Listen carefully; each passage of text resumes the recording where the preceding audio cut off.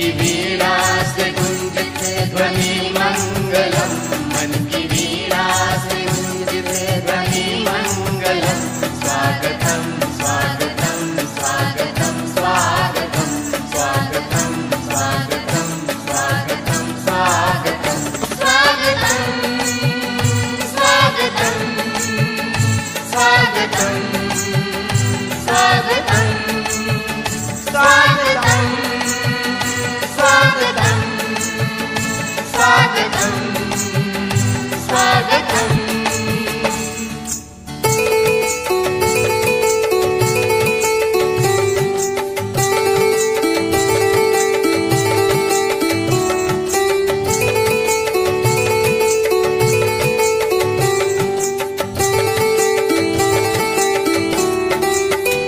कैसा पावन सुहावन समय आज है, आप आए अतिथियों में।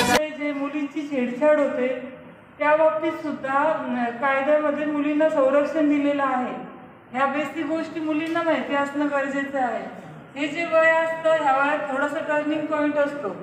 तुम्हाला मुलांनाही तसं कधी रॅगिंगचा त्रास होतो। ज्यावेळेस मुलं पण 10वीत 11वीला जातात, त्यांच्यासोबतही मोठे मुलं असतात।